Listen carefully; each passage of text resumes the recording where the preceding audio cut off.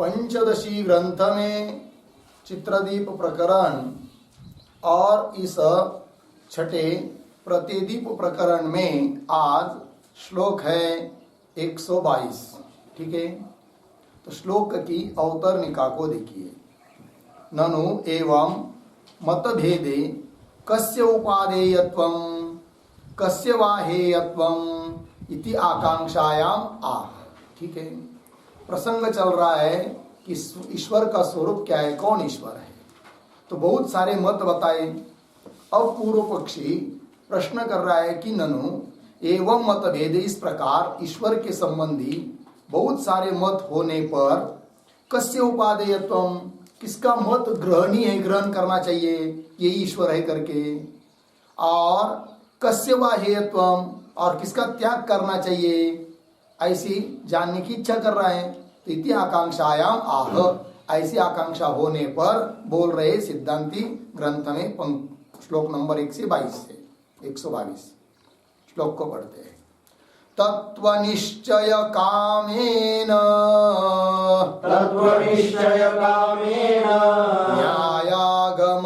न्यायागम विचारिणा एकैव प्रतिपत्ति स्यात् साप्यत्र स्फुटमुच्यते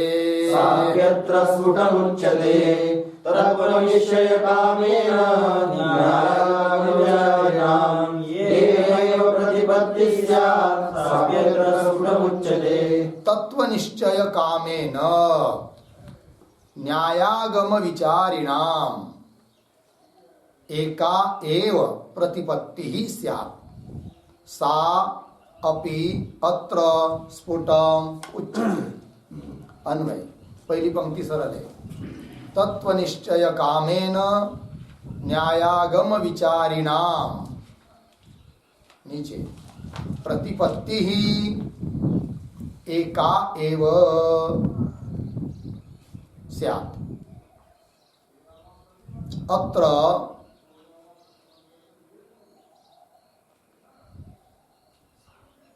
सा अपि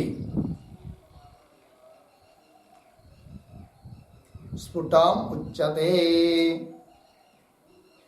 अर्थ देखिए, तत्वनिश्चय कामेन मतलब ईश्वर का यथार्थ स्वरूप जानने की इच्छा से क्या करना चाहिए, न्याय आगम और विचार करना चाहिए। न्याय कहते युक्ति को, आगम कहते वेदादि शास्त्र को। तो इनका विचार करना चाहिए, और इनका विचार करने वालों की जो प्रतिपत्ति होती है अर्थात निर्णय होता है, वो एक ही होता है। तो क्या कर रहे हैं, न्यायागम विचारिणाम प्रतिपत्ति ही एका एव। प्रतिपत्ति अर्थात निश्चय, ज्ञान, निर्णय। निर्णयात्मक एक ही ज्ञान होता है, प्रतिपत्ति का अर्थ या निर्णय।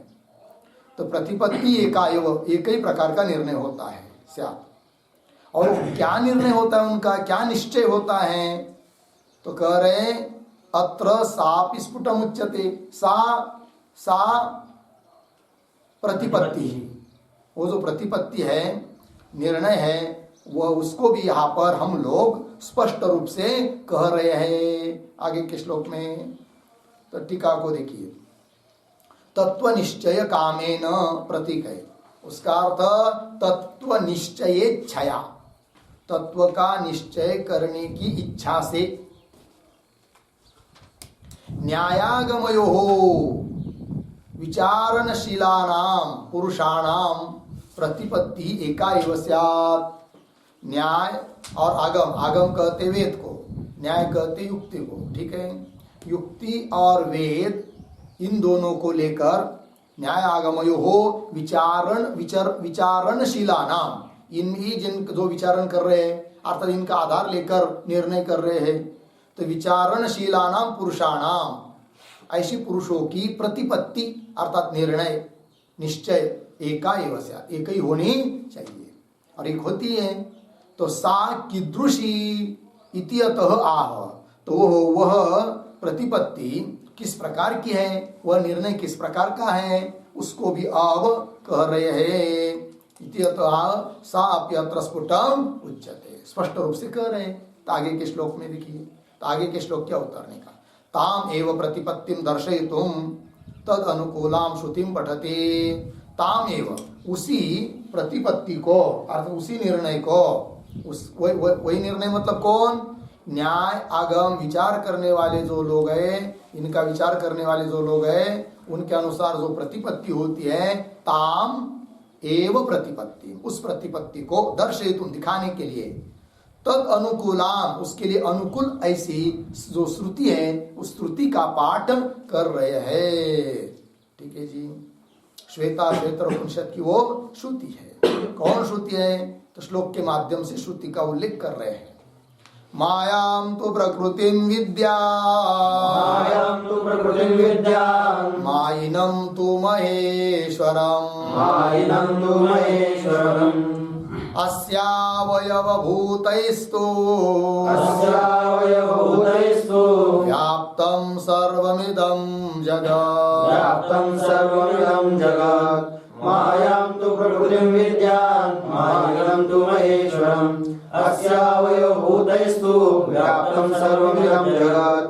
ठीक, माया तु प्रकृतिं विद्या, मायिनं तु महेश्वरम्, अस्य अवयवभूतैः तु व्याप्तं सर्वं इदं जगत्।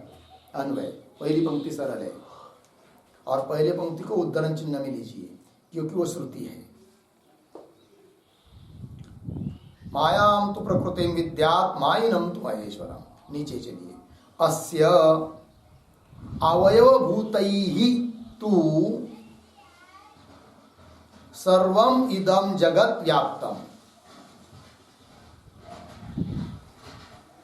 सर्वम इदम जगत व्याप्तम। ठीक है, अर्थ है मायां तो प्रकृति विद्या, माया को ही प्रकृति समझिए, माया ही प्रकृति है। प्रकृति मतलब उपादान कारण है जगत का, कौन, माया। मायां तो प्रकृति विद्या और मायिनम तो महेश्वरम, और माया उपाधि से युक्त जो चेतन तत्व वो क्या है, ईश्वर है। महेश्वर मतलब ईश्वर है।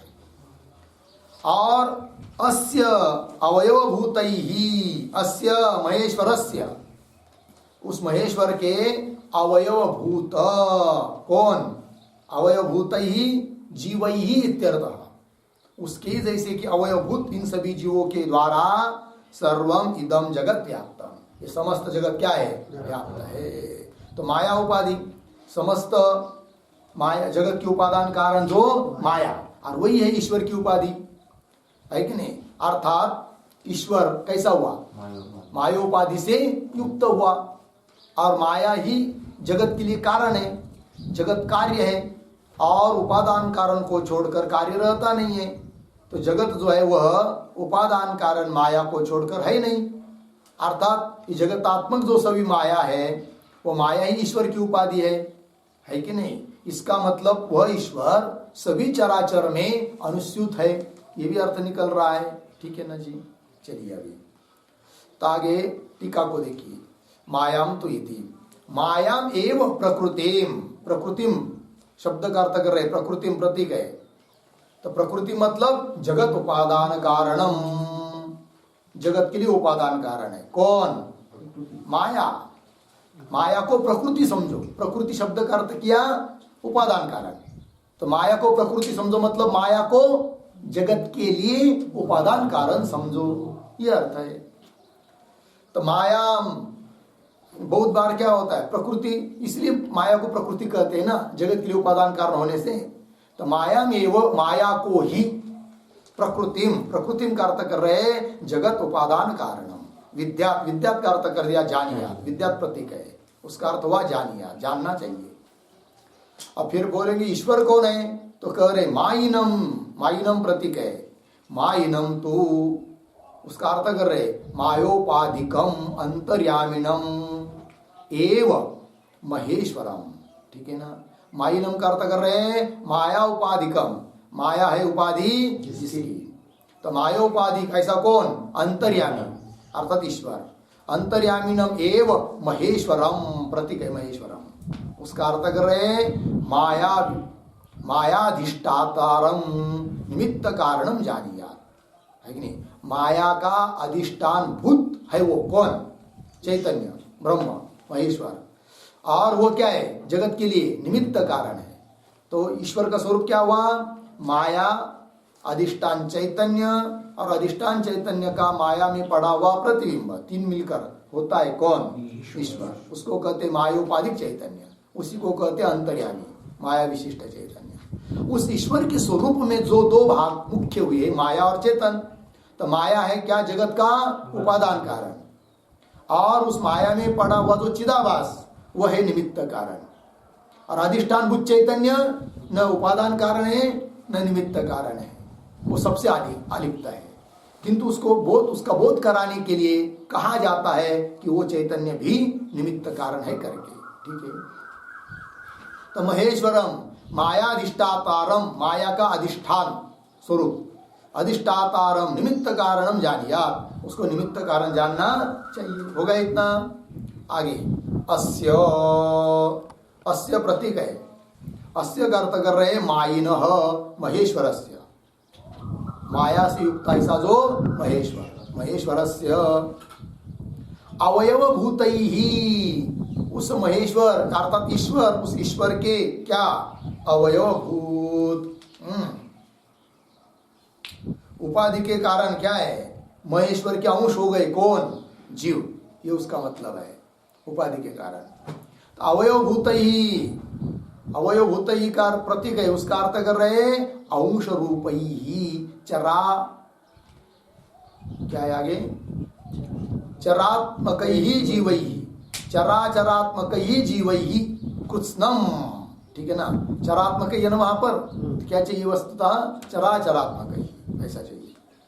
तो देखिए भाई अर्थ वाक्य का, अस्य मायिनः महेश्वरस्य, माया उपाधि से युक्त जो महेश्वर, उसके अवयवभूत अर्थात अंशभूत है कौन? चराचरात्मक समस्त जगत उसके अंश रूप है। केवल प्राणी ही नहीं लेने, चर अचर भी, क्योंकि उपाधि के अंतर्गत ही है ना। तो चराचरात्मक ही जीव ही, उन जीवों के द्वारा, चराचरात्मक अवयवों के द्वारा, कृष्णम इदम जगत, कृष्णम, कृष्णम का अर्थ होता है संपूर्ण, इदम जगत व्याप्तम इति अस्याः श्रुते अर्थ, अर्थात ये समस्त जगत उस महेश्वर के द्वारा व्याप्त है, ऐसा समझना चाहिए। ये श्रुति का अर्थ है। आगे के श्लोक के उतरने का, एतत् श्रुति अनुसारेण ईश्वर विषय निर्णय युक्त इति आह। अब कह रहे हैं कि ये तत्श्रुति अनुसारेण, इस श्रुति के अनुसार, कौन सी श्रुति? हाँ, मायाम तो प्रकृति विद्यात् मायिनम तो महेश्वरम, अभी 123 नंबर के श्लोक का पूर्वार्ध रूप में आई हुई श्रुति। एतत् श्रुति अनुसारेण, इस श्रुति के अनुसार ईश्वर विषय निर्णय, ईश्वर विषय जो निर्णय है वह युक्ति युक्त ही है। इस बात को कह रहे, अब कैसा युक्ति युक्त है करके देखिए। इति श्रुत्यनुसारेण न्यायो निर्णय ईश्वरे तथा सत्य विरोधस्य स्थावरान्तेशवादिना इति श्रुत्यनुसारेण न्यायो निर्णय ईश्वरे तथा सत्य विरोधस्य स्थावरान्तेशवादिनाम्। इति श्रुत्यनुसारेण, इति श्रुत्यनुसारेण न्यायः निर्णयः ईश्वरे तथा सति अविरोधः स्यात् स्थावरान्तेशवादिनाम्। अन्वय देखिए, इति श्रुति अनुसारेण, श्रुति अनुसारेण मतलब श्रुति अनुसारेण ईश्वरे निर्णयः न्यायः, ईश्वरे निर्णयः न्यायः। आगे तथा सति, ये है ना, तथा सति आगे क्या है? स्थावरान्तेशवादिनाम अविरोधः स्यात्। अर्थ देखिए भाई, इस श्रुति के अनुसार ईश्वर के बारे में निर्णय न्याय, न्याय मतलब न्याय युक्त है, युक्ति युक्त है। जो श्रुति ने बताया उसके अनुसार ईश्वर के बारे में निर्णय करना युक्ति युक्त है। तो बोलेंगे फिर अभी तक जितने मत बताए उनका क्या? तो बोल रहे इस श्रुति के अनुसार यदि ईश्वर के बारे में निर्णय करते हैं तो अभी तक जितने भी लोग हुए मत मतांतर उनमें से किसी के साथ भी विरोध नहीं होता है। कैसे? तो बता रहे। तो क्या करे? तथा सती मतलब इस श्रुति के अनुसार ईश्वर का स्वरूप मानने पर स्थावरांतेशवादी नाम अविरोध स्यात्। स्थावर तक, पेड़ पौधे तक ईश्वर को मानने वाले जो लोग हैं उनके साथ भी अविरोध स्यात्, कोई विरोध नहीं होता है। क्योंकि ऊपर क्या कहा? मायिनम तु महेश्वरम, माया उपाधि से जो युक्त है वो ईश्वर है, महेश्वर है, और चराचर उसके अवयव है। तो अवयव स्वरूप से ये क्या है? वो ईश्वर ही है ना, उसके अवयव मतलब वो ईश्वर ही है। तो किसी ने यदि किसी पेड़ को ईश्वर कह दिया तो भी कोई बात नहीं, क्योंकि वो भी क्या है? हमारी दृष्टि से ईश्वर का अवयव ही है। तो बेचारा उस उतने अवयव को ही समझ पाया, यही उतनी उसकी गलती है। जैसे हत्ती को जानना है, अंध लोग हत्ती को जानने के लिए गए, पूरे रूप से नहीं जान पाए। किसी ने पैर को छुआ तो कह दिया स्तंभ की तरह हत्ती है, किसी ने कान को छुआ तो सूप की तरह हत्ती है। इसका मतलब वो हत्ती का अवयव नहीं है, क्या है? सकल रूप से समझ नहीं पाए, बात अलग है, किंतु उसके साथ भी कोई विरोध नहीं। उस प्रकार एक एक चीज को भी ईश्वर मानने वाले जो लोग हैं उनके साथ भी अविरोध नहीं होगा, क्योंकि जो हमने महेश्वर माना है उसके ही सब अवयव हैं, अवयव रूप से सब में वो चराचर व्याप्त है। ठीक है ना? चलिए, स्थावरांतेशवादी नाम हो गया ना। टीका इति कुतः युक्त इति आशंक्य, तो कैसे युक्ति युक्त है उस श्रुति के अनुसार निर्णय करना? तो ऐसी शंका कोई लेता है, उत्तर दिया सर्वत्र अविरुद्धत्वात् इति आह, किसी के साथ भी विरोध न होने के कारण उस श्रुति के अनुसार ईश्वर के बारे में निर्णय करना उचित ही है, ये बता दिया। लग गया अर्थ? और किसी के भी साथ विरोध क्यों नहीं आता है?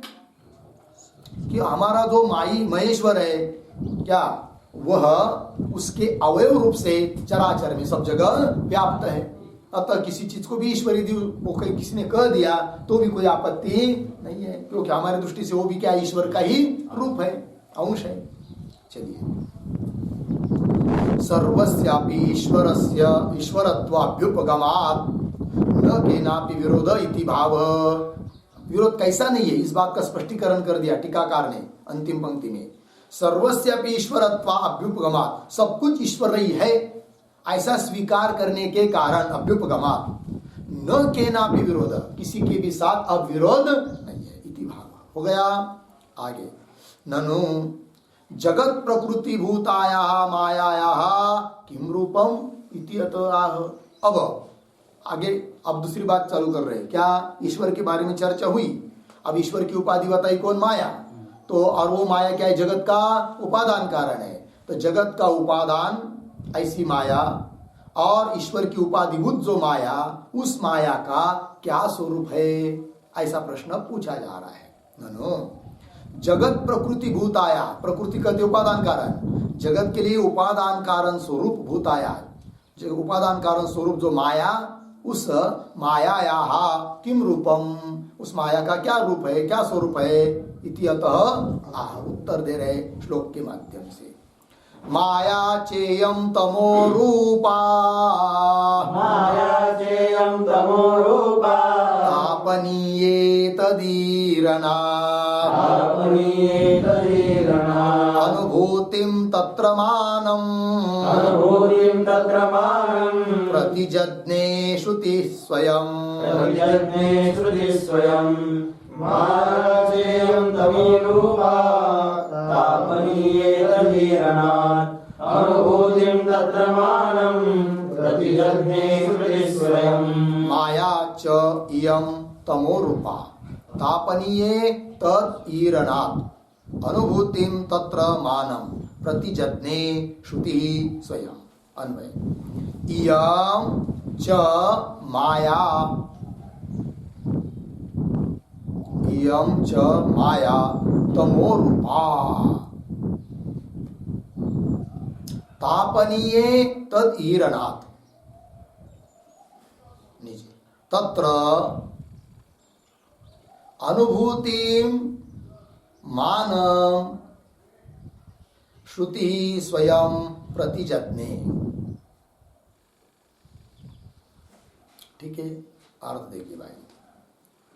इयम च माया, यह जो माया है ना, जगत का उपादान कारण स्वरूप माया कैसे हो?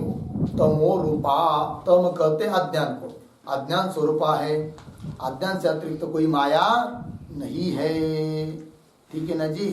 अघटित घटना करती है इसलिए उसको माया बोल देते हैं, स्वरूप का आच्छादन करती है इसलिए उसको अज्ञान कह देते हैं, विद्या के सामने टिकती नहीं है इसलिए उसको अविद्या कह देते हैं, और जगत के लिए उपादान कारण है इसलिए उसको प्रकृति कह देते हैं। है तो माया ही की है।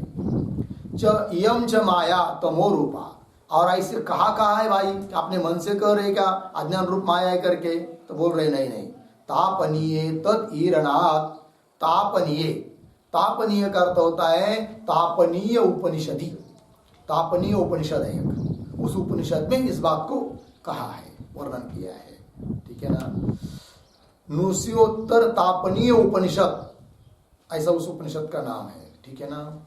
चलिए आगे, तो क्या कहा है वहां उस उपनिषद में? तो बता रहे आगे, तत्र अनुभूति मान, मतलब क्या कि माया ही अज्ञान स्वरूप है, इसके लिए अनुभव ही मान है, प्रमाण है। तो बोलेंगे भी अनुभव प्रमाण है तो श्रुति का उल्लेख क्यों किया? तो बता रहे अनुभव प्रमाण है, यह बात श्रुति कर रही है कि श्रुति बता रही है कि भाई माया ही अज्ञान है। क्यों? तुम्हारा अनुभव प्रमाण है इसके लिए। ऐसा कौन बता रही है? श्रुति। वही अनुभूति मानम, तत्र अनुभूति मानम, अनुभूति प्रमाण है, अनुभव ही प्रमाण है। इस प्रकार कौन कर रही है हम लोगों को? श्रुति स्वयं प्रतिजज्ञे। प्रतिजज्ञे मतलब प्रतिज्ञा करती है, कथन करती है श्रुति स्वयं स्वतः। कैसे? श्लोक में चलेंगे। टीका, माया चेयम इति कुतः इति अतः आह। कुतः इति अतः का अर्थ क्या है? माया तमो रूपा इति कुतः, ऐसा अर्थ है कुतः का। कुतः आया ना टीका में, कुतः इति, कुतः का मतलब माया तमो रूपा इति कुतः, माया तमो रूप है, ये बात कैसी? ऐसा प्रश्न है वो। कुतः तब कह रहे इति, ऐसा कोई प्रश्न करता है तो इति अतः आह उत्तर दे रहे, तापनीय तद ईरणा, इस पंक्ति से उत्तर दिया श्लोक में। आगे चलिए, माया च तमो रूपा इति तापनीयोपनिषदि तमो रूपत्वस्य अभिधानात् इत्यर्थः। ठीक है, माया च तमो रूपा, माया तमो रूप है, इति इस बात को कहा है? तापनीयोपनिषद, नुस्योत्तर तापनीय उपनिषद में कहा है। क्या कहा? तमो रूपत्वस्य अभिधानात्, तमो रूप है वो कौन? माया, ऐसा वहां पर अभिधान किया है, अभिधान कथन किया है, तमो रूपत्वस्य अभिधानात् इत्यर्थ। ठीक है, आगे चलिए। मायाया तमो रूपत्वे किम प्रमाणम इत्याकांक्षायाम, तो बोल रहे भाई माया तमो स्वरूप है, तमो रूप है, इस बात के लिए किम प्रमाणम, क्या प्रमाण है? ऐसी यदि आकांक्षा होती है तो उत्तर दिया अनुभूते है, श्रुति है, अनुभूते है, नुस्य उत्तर तापनुषेध की श्रुति है, उसी का उल्लेख श्लोक में आया है। तत्र अनुभूति मानम इति श्रुति स्वयं प्रतिजन्य, अनुभूते है इति श्रुते है एव अत्र, श्रुते है एव अत्र अनुभव प्रमाणम इति प्रतिजानिते इति श्रुते है, मतलब इस श्रुति से ही निश्चय हो रहा है कि अत्र अनुभव प्रमाणम, इसके लिए अनुभव प्रमाण है। किस बात के लिए अनुभव प्रमाण है? माया तमो रूप है, इस बात के लिए प्रमाण है। ऐसा श्रुति प्रतिजानिते, प्रतिज्ञा करके कर रही है, प्रतिजानिते इति अत आह अनुभूतम इति। होगा इतना? आगे चलिए, आगे के श्लोक के उतरने का। तत्र मायाया तमो रूपत्वे कह असौ अनुभवः इति आकांक्षायाम। अब ऊपर तो कह दिया क्या कि माया तमो रूप है, इसके लिए प्रमाण क्या बताया? अनुभूति। तो बोलेंगे ठीक है, अनुभूति प्रमाण है, अनुभव प्रमाण है। कौन है वो अनुभव? अनुभव तो बताओ ना, अनुभव कौन सा है वो? तो वही कह रहे हैं अभी आगे के श्लोक के उत्तर का। तत्र मायाया तमो रूपत्वे, माया तमो स्वरूप है इस बात के लिए कह असौ अनुभव, कौन सा यह अनुभव है? इति आकांक्षाया, ऐसी यदि आकांक्षा होती है, जानने की इच्छा होती है तो कह रहे तद एतद जड़म मोहात्मकम, है कि नहीं? इसको उद्धरण चिन्ह में लीजिए, तद एतद जड़म मोहात्मकम, उद्धरण चिन्ह बन।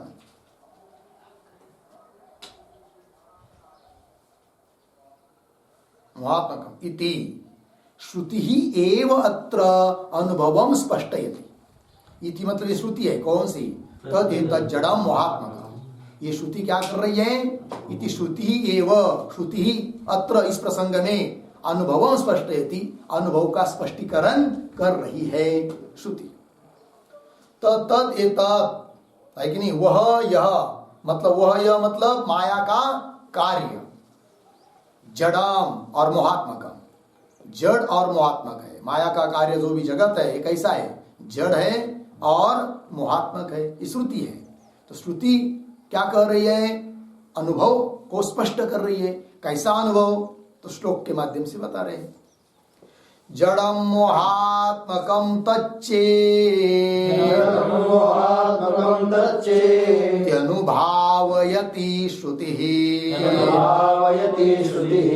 आबालगोपं स्पष्टत्वादानन्त्यं तस्य सा ब्रवीत्। जड़ं मोहात्मकं तच्चेत्यनुभावयति श्रुतिः आबालगोपं स्पष्टत्वादानन्त्यं तस्य सा ब्रवीत्। जड़म मोहात्मकं तत् च इति अनुभावयति श्रुति आबालगोपं स्पष्टत्वात् आनन्त्यं तस्य सा अब्रवीत्। ठीक, अन्वय। तत् जड़म च मोहात्मकम,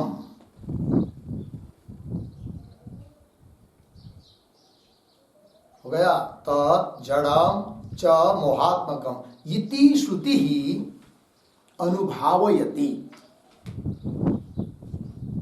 इति श्रुति ही अनुभावयति। नीचे आबालगोपम स्पष्टत्वात्, आबालगोपम स्पष्टत्वात् तस्य आनन्त्यं सा अब्रवीत्।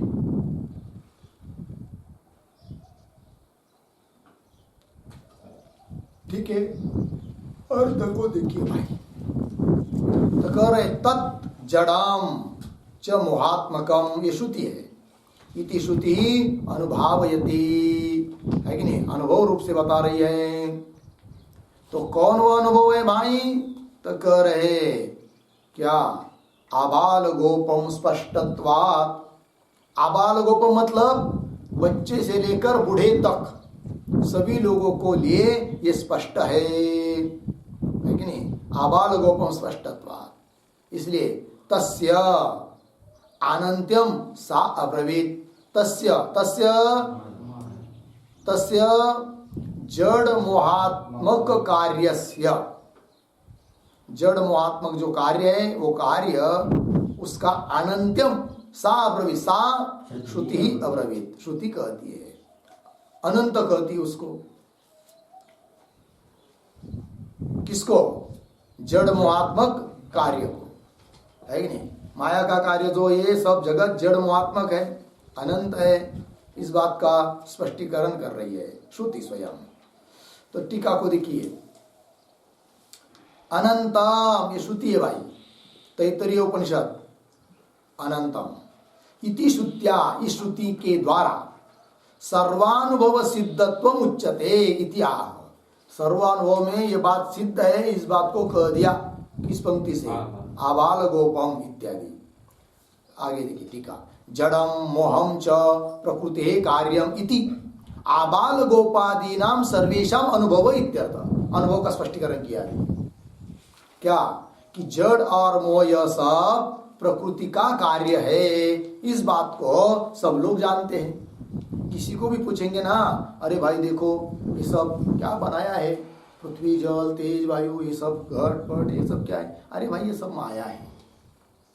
ये क्या है? माया है, माया का कार्य है। इस बात को सब लोग जानते हैं, ठीक है ना जी। तो जड़म मोहम च, जड़ और मोहात्मक है। मोहम च प्रकृते कार्यम, प्रकृते कार्यम, प्रकृति का ये कार्य कौन सा, किस प्रकार का? जड़ और मोह। जड़म मोहम च प्रकृते कार्यम इति यह बात आबाल गोपादी नाम, मतलब आबाल गोपादी नाम सर्वेशाम, सभी जितने भी जीव है, मनुष्य बच्चे से लेकर बूढ़े तक, सर्वेशाम अनुभव है, सबका अनुभव है। तो बोलेंगे और बात स्पष्टीकरण स्पष्ट नहीं हुई, और थोड़ा स्पष्टीकरण कीजिए। तो आगे देखिए फिर, जड़ शब्द से अर्थम आह, तो जड़ शब्द से क्या लेना है, मोह शब्द से क्या लेना है, जो कि प्रकृति का माया का कार्य है, ये सब बताना है। इससे सिद्ध करना है क्या कि अज्ञान ही माया है, ठीक है, प्रकृति है। तो जड़ शब्द का अर्थ कर रहे श्लोक नंबर 127 में, अचिदात्म घटादीना स्वरूपम जड़म हित, यत्र कुंठी भवेत् बुद्धि, समूह इति लौकिकाः।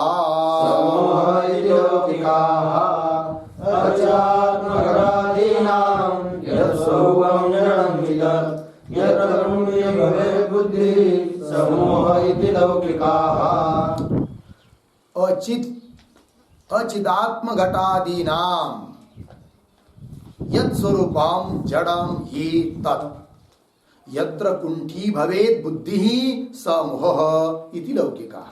मोह किसको कहते, जड़ किसको कहते, दोनों की व्याख्या किसमें हुई? तो अन्वय, अचिदात्म घटादीनाम यत् स्वरूपम तत् ही जड़म, तत् ही जड़म, ठीक नीचे, यत्र बुद्धि ही कुंठी भवेत् सह मोह इति लौकिका।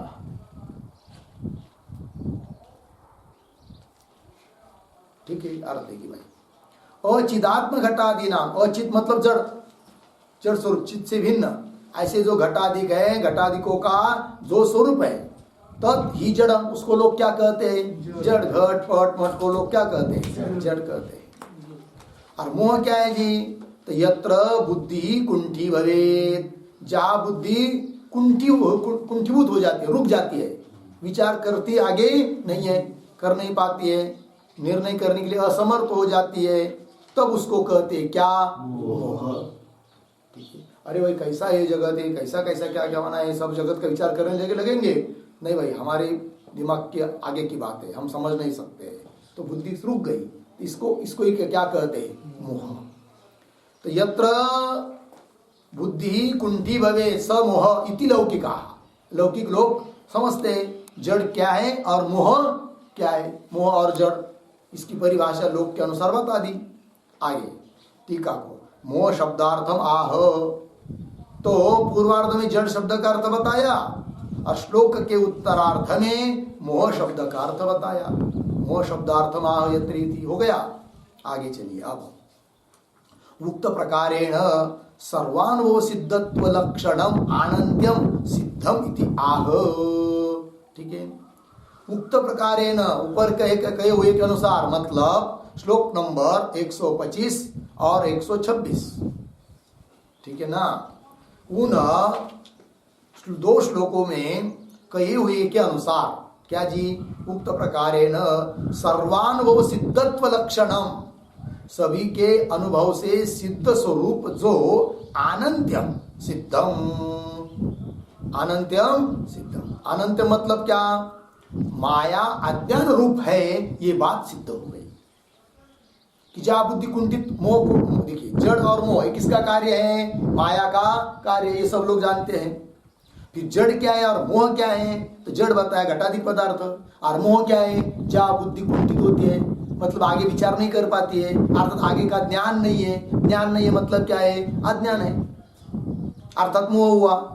और ये जड़ और मोह है किसका कार्य है? माया का कार्य है। अर्थात माया कैसी हो गई? अज्ञान स्वरूप हो गई। अज्ञान से अतिरिक्त तो कोई माया नहीं है, ये बात कह दिया। चलिए आओ श्लोक से और स्पष्ट करते हैं। आनंत्यम सिद्धम, अनंत शब्द का अर्थ क्या लेना यहाँ पर? माया का अज्ञान रूपता, माया अज्ञान रूपता सिद्धम इत्या अनंत्यम सिद्धम। अनंत्यम सिद्धम मतलब माया अज्ञान रूपता सिद्धम इत्या। श्लोक को देखिए। इत्थम लौकिक दृष्ट्यैतत्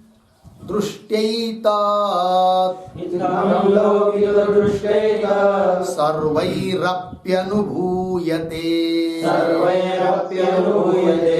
युक्ति दृष्ट्या त्वनिर्वाच्यम् नासदासीदिति श्रुतेः। इत्थं लौकिकदृष्टेत सर्वैरप्यनुभूयते युक्तिदृष्ट्या त्वनिर्वाच्यं नासदासीदिति श्रुतेः। इत्थं लौकिक दृष्ट्या एतत् सर्वैः अपि अनुभूयते युक्ति दृष्ट्या तु अनिर्वाच्यं न क्या है? न असत आसीत इति श्रुते। ठीक है, अन्वय सरल है। इत्थम लौकिक दृष्ट्या, इस प्रकार लौकिक दृष्टि से देखेंगे तो एतत् सर्वै अनुभूयते। एतत् शब्द करता है जड़ मोहात्मक माया की तमोरूपता। एतत् शब्द से लेना है, टीका में आ रहा है शायद, ठीक है ना। तो इत्थम इस प्रकार से लौकिक दृष्टि से एतत् अर्थात जड़ मोह रूप, जड़ मोह लक्षण तमोरूपत्व सर्वही अपि अनुभूयते, सभी लोगों के द्वारा अनुभव किया जा रहा है। क्या अनुभव किया जा रहा है? कि जड़ मोहात्मक माया है करके, अर्थात माया अज्ञान स्वरूप है करके। ये बात मोह ही क्या है? अज्ञान है। आगे युक्ति दृष्टिया, युक्ति दृष्टि से देखेंगे तो अनिर्वाच्यम, माया कैसी है? अनिर्वाच्य है, सदा सदा वो असत से विलक्षण है। क्यों? श्रुति बता रही है न असत आसित इति श्रुते है कि नहीं? ये श्रुति ने बताया है। अतः माया कैसी हुई? अच्छा, श्रुति के अनुसार माया कैसी है? तुच्छ है, न असत आसित, असत न आसित है कि नहीं? नासत आसित इति श्रुते है। मिला पंक्ति? चलिए टीका में देखिए। इत्थम इति एतत्, एतत् प्रतीक है। एतत् का अर्थ कर रहे जाड्य मोह लक्षण तमो रूपत्वम। एतत् शब्द का अर्थ जाड्य मोह लक्षण तमो रूपत्वम, जड़ता और मोह स्वरूप जी तमो रूपता। ये सभी लोगों के द्वारा ऊपर श्लोक नंबर 127 में कही हुई के अनुसार अनुभव में आ रही है। ननु एवं मायाया सर्वानुभव सिद्धत्वे घटादिवत ज्ञानेन अनिवर्त्यत्वं स्यात् इति आशंक्य आह। पूर्व पक्षी शंका कर रहा है ननु से लेकर आशंक्य तक। ननु एवं इस प्रकार से मायाया सर्वानुभव सिद्धत्वे, माया सब लोगों के अनुभव में आ रही है। किस रूप से? जड़ और मोह रूप से, है कि नहीं? तो घट भी सभी लोगों के अनुभव में आता है। तो सभी लोगों के अनुभव में आने वाला जो घट, वह घट जैसा ज्ञान से निवृत्त नहीं होता है। उस प्रकार जड़ और मोह रूप से सभी लोगों के अनुभव में आने वाली जो माया, वह भी ज्ञान से निवृत्त नहीं होगी। कौन कह रहा है? पूर्व पक्षी। पंक्ति देखिए। ननु एवं मायाया सर्वानुभव सिद्धत्वे, इस प्रकार से माया यदि सभी के अनुभव से सिद्ध है तो घटादिवत, घटादि की तरह, मतलब घट जैसा ज्ञान से निवृत्त नहीं होता। घट का ज्ञान हुआ, निवृत्त हुआ क्या? नहीं हुआ। ब्रह्म ज्ञान से निवृत्त होगा सब जगत के साथ, वो बात अलग है। किंतु यहाँ पर व्यवहार में घट ज्ञान से घट की निवृत्ति होती नहीं है। तो घटादिवत ज्ञानेन अनिवर्त्यत्वं स्यात्, मतलब ज्ञान के द्वारा वो निवृत्त नहीं हो पाएगी। कौन? माया। क्यों? सभी लोगों के लिए अनुभव में आ रही है। इसलिए किस रूप से अनुभव में आ रही है? जड़ और मोह रूप से अनुभव में आ रही है। ये बात इति आशंक्या उत्तर दे रहे युक्ति इत्यादि से श्लोक के उत्तरार्ध से। तू शब्द शंका व्यावृत्त्यर्थ, तू शब्द आया नहीं युक्ति दृष्टिया, तू शब्द क्या किसके लिए आया? शंका की निवृत्ति करने के लिए तू शब्द आया। तो ऐसी शंका मत करो, अर्थात माया ध्यान से निवृत्त हो जाती है, क्योंकि माया भले लोगों की दृष्टि से जड़ और मोहात्मक है, किंतु युक्ति दृष्टि से वो अनिर्वचनीय है, इसलिए उसकी निवृत्ति हो जाती है। किसकी? माया की, क्योंकि अनिर्वचनीय मतलब मिथ्या, और मिथ्या पदार्थ की निवृत्ति होती है। और तीन दृष्टि हो गई, लौकिक लोगों की दृष्टि से, और युक्ति के दृष्टि से, और श्रुति के दृष्टि से। और श्रुति के दृष्टि से देखेंगे तो माया तुच्छ है ही नहीं है। चलिए आगे। तू शब्द शंका व्यावृत्त्यर्थ अनिर्वाच्यम, अनिर्वाच्यम प्रतीक है, उसका अर्थ कर रहे सत्वेन असत्वेन वा निर्वक्तुम अशक्यम, है कि नहीं? मतलब जिसको सत स्वरूप से कथन नहीं कर सकते हैं, जिसको असत रूप से कथन नहीं कर सकते हैं, सत असत रूप से जिसका कथन नहीं कर सकते हैं, ऐसी वो माया, अर्थात अनिर्वचनीय, मतलब सद असत से विलक्षण। ठीक है। सत्वेन असत्वेन वा निर्वक्तुम अशक्यम तत्र किम प्रमाणम, किंतु इसके लिए इस प्रकार की अनिर्वचनीय मिथ्या माया है, इसके लिए प्रमाण क्या? तो कह दिया नासदासित इति श्रुते, श्रुति से कह दिया।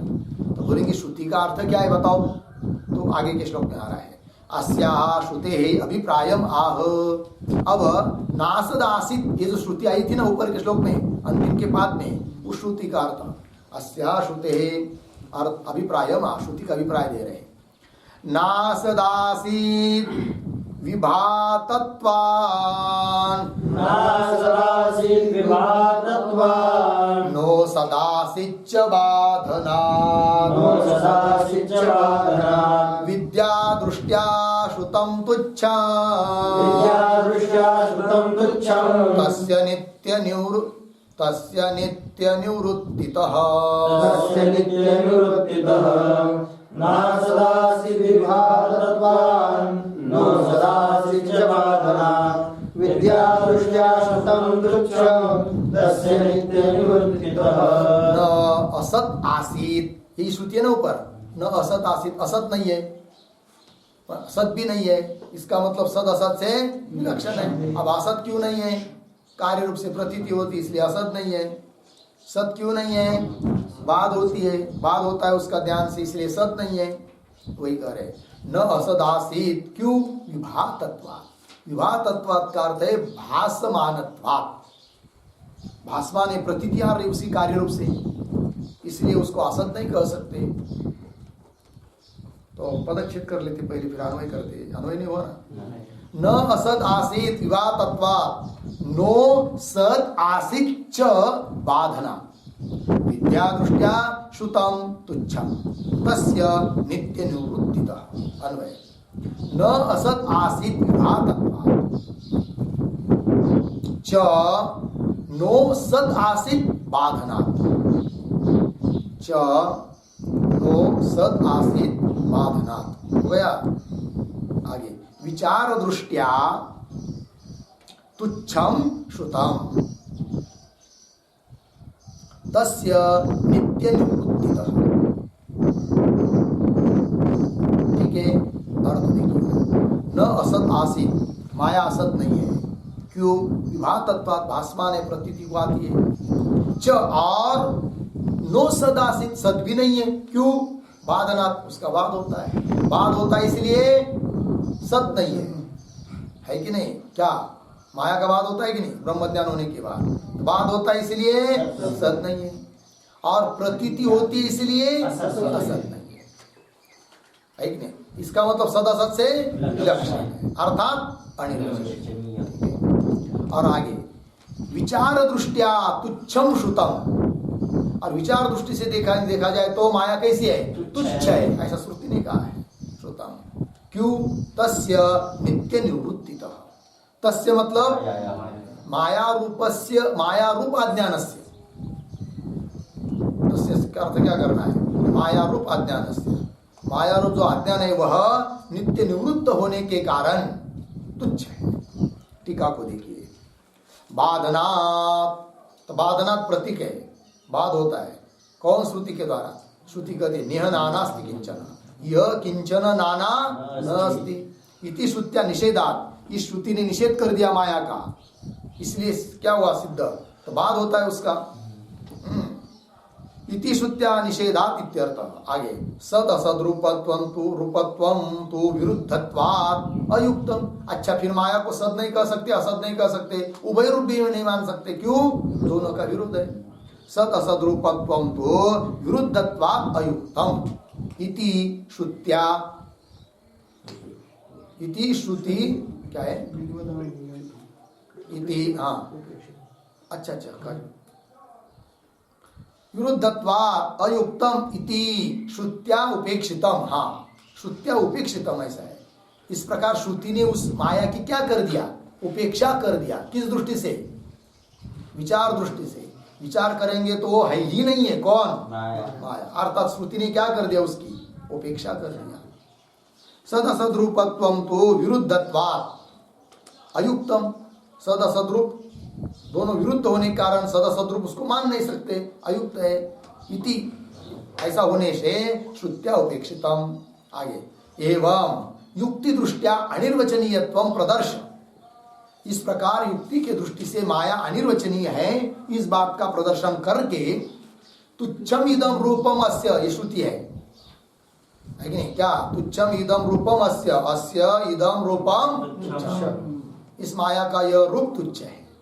इति श्रुति विद्वत अनुभवेन, यह श्रुति विद्वान के अनुभव के अनुसार तस्याः तुच्छत्वं दर्शयति। तस्याः मायायाः तुच्छत्वं दर्शयति। तुच्छ मतलब शशशृंग की तरह निस्वरूपत्वं तुच्छत्वं। तुच्छत्व का मतलब क्या होता है? शशशृंगवत् निस्वरूपत्वं तुच्छत्वं। शशे के सिंह की तरह निस्वरूप जी वस्तु होती है, उसको कहते हैं क्या? तुच्छ। शशृंगवत् निस्वरूपत्वं तुच्छत्वं दर्शयति इत्यादि पंक्ति के द्वारा। तुच्छत्वे हेतुमाह, वो तुच्छ क्यों है इसके लिए हेतु दिया अंतिम के पाद में। तस्य नित्य निवृत्तितः, वो हमेशा उसकी क्या है? निवृत्ति ही है, इसलिए वो तुच्छ है। कौन? माया। विचार दृष्टि से तुच्छ है। हो गया इतना? चलिए, उपादितम अर्थम उपसंवरति। आगे के श्लोक के उत्तर में कहा उत्पादन किए हुए अर्थ का अब उपसंहार कर रहे हैं। तुच्छा निर्वचनीया वास्तवी चेत्यसौ त्रिधा, नेया माया त्रिभिर्बोधैः, श्रौतयौक्तिकलौकिकैः, तुच्छा निर्वचनीया च वास्तवी चेत्यसौ त्रिधा, नेया माया त्रिभिर्बोधैः, श्रौतयौक्तिकलौकिकैः। तुच्छा अनिर्वचनीया च वास्तवी च इति असौ त्रिधा, नेया माया त्रिभिः बोधैः, श्रौत यौक्तिक लौकिकैः। अन्वय श्रौत यौक्तिक लौकिकैः त्रिभिः बोधैः। ऊपर असौ माया तुच्छा अनिर्वचनीया च वास्तवी च इति त्रिधा ज्ञेया। ठीक, तीन प्रकार की माया हुई, तीन लोगों की दृष्टि है अलग अलग। श्रौत यौक्तिक लौकिक, श्रुति की दृष्टि है, युक्ति की दृष्टि है और लौकिक लोगों की दृष्टि है। तो श्रौत यौक्तिक लौकिक ही त्रिभी बोध, इन तीनों का जो बोध उनके अनुसार देखेंगे तो बोध ही क्या? असौ माया, यह माया तीन प्रकार की हुई, तुच्छ अनिर्वचनीय और वास्तविक। तो श्रुति के दृष्टि से माया तुच्छ है, शशृंग की तरह है ही नहीं है। और युक्ति से देखेंगे तो माया अनिर्वचनीय है, और लौकिक लोगों के दृष्टि से देखेंगे तो माया वास्तविक है, सत्य है। वास्तवी च। लगा इतना? त्रिधा ज्ञेया, 3 प्रकार से माया को समझना चाहिए। 3 लोगों की अलग अलग दृष्टि हुई। टीका को देखिए, तुच्छेति श्रौत बोधेन तुच्छा।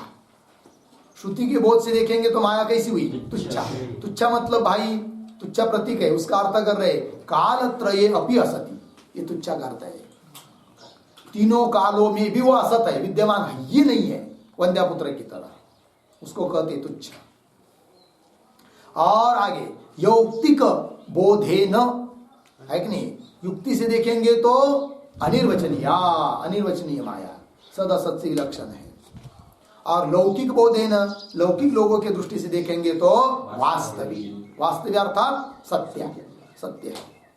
च इति एवं त्रिधा माया ज्ञेया इत्यर्थ। इस प्रकार से 3 प्रकार की माया समझनी चाहिए। हो गया जी? बस आगे का विचार हम लोग कल करते हैं। ओम पूर्णमदः पूर्णमिदं पूर्णात् पूर्णमुदच्यते पूर्णस्य पूर्णमादाय पूर्णमेवावशिष्यते। ओम शांति शांति शांति।